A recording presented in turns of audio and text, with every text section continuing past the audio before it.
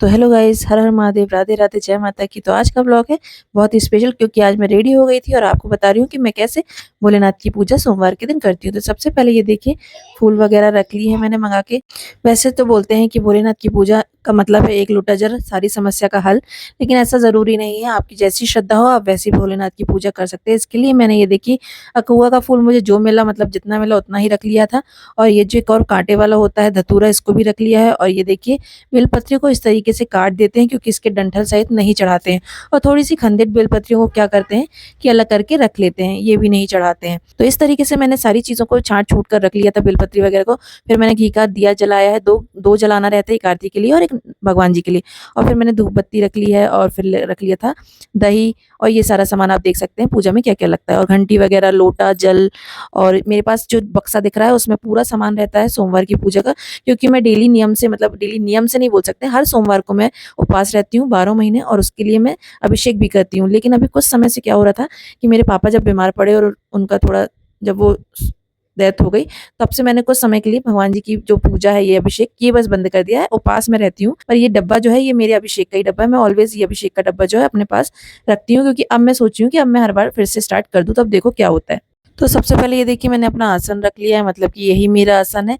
मैं इसी पर बैठ के हमेशा पूजा करती हूँ। और सबसे पहले मैंने धुली हुई परात में अच्छे से बेलपत्री को इस तरीके से रख लिया है, और उसके ऊपर शिवलिंग को रखेंगे। आप चाहें तो मिट्टी के शिवलिंग भी बना सकते हैं। इसमें बोला जाता है एक मेन पिंडी बनानी होती है, और 5 जो होते हैं आपको उसको गण बोला जाता है, मतलब 5 गण आवश्यक होते हैं पिंडी के साथ बनाना।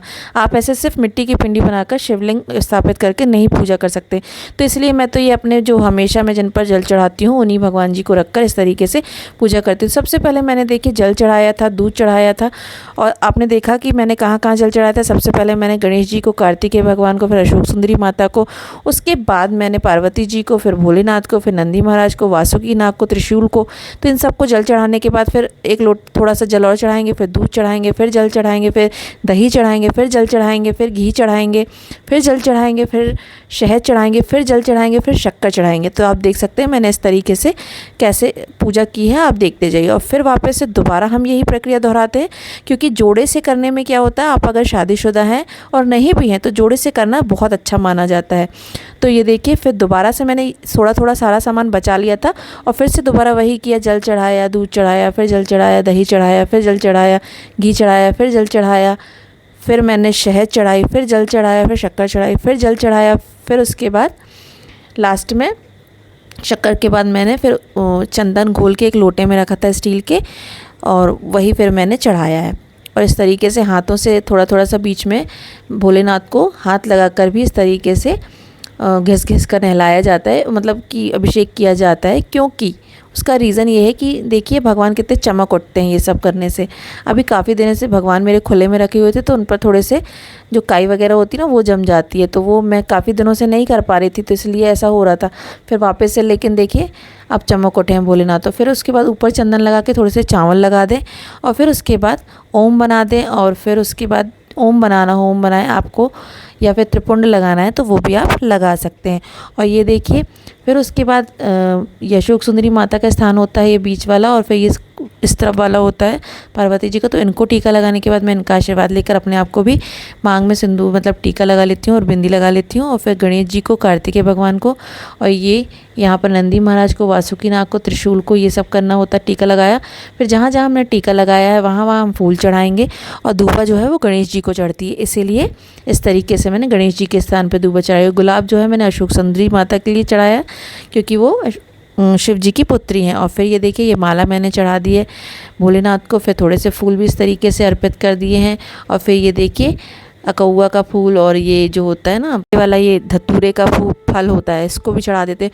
और फिर बेलपत्री में हमेशा मैं चंदन लगा के ही सारी बेलपत्रियाँ चढ़ाती हूँ। ऐसे में बहुत अच्छा रहता है। बोलते हैं कि ऐसे कोरी बेलपत्रियाँ नहीं चढ़ाई जाती हैं, चंदन लगा लें या शहद लगा लें और भगवान जी को अर्पित कर दें, ये बहुत अच्छा माना जाता है।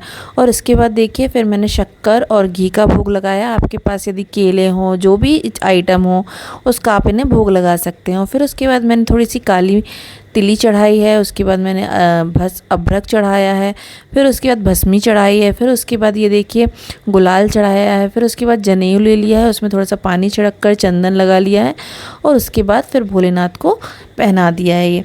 तो ये देखिए गाइस हमारी पूजा लगभग कंप्लीट हो गई है। उसके बाद हम घी का दिया जला देंगे और घी का दिया जलाने के बाद फिर हम धूप बत्ती लगा लेंगे और फिर उसके बाद धूप बत्ती लगाने के बाद हम करेंगे आरती की तैयारी।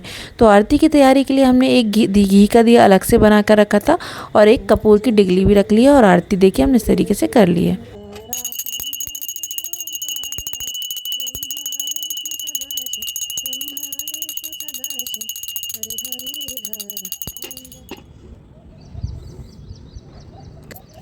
कर्पूरगौरं कर्णावतारं संसारसारं मृगेन्द्रहारं सदा वसन्तं हृदयारविन्दे भवं भवानी सहितं नमः मन्दारमाला पुष्पाणि कपालमाला शिवशङ्कर दिगम्बराय ओं च दिगम्बराय नमः शिवाय ओं च नमः शिवाय।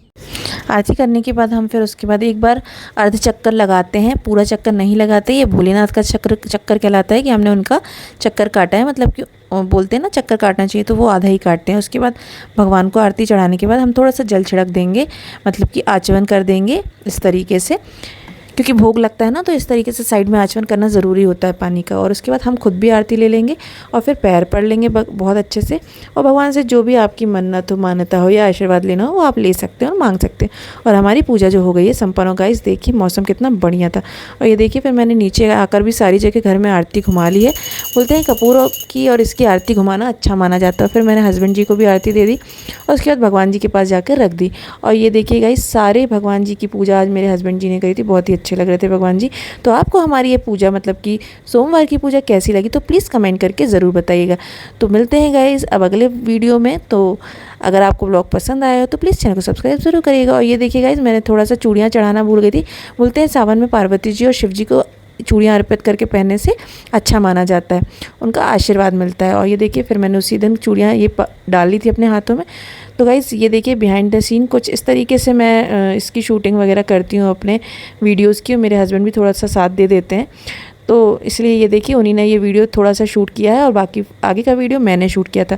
तो ये सब चीज़ें होती हैं। तो अगर आपको हमारी ये थोड़ी सी मेहनत पसंद आई हो तो प्लीज़ चैनल को सब्सक्राइब करना ना भूलें। Thanks for watching. और कमेंट में हर हर महादेव लिखना बिल्कुल भी ना भूलें। और आप अपने दोस्तों के साथ भी ये शेयर कर सकते हैं वीडियो, जिसको पूजा करना हो महादेव की इस तरीके से तो वो कर सकता है। धन्यवाद।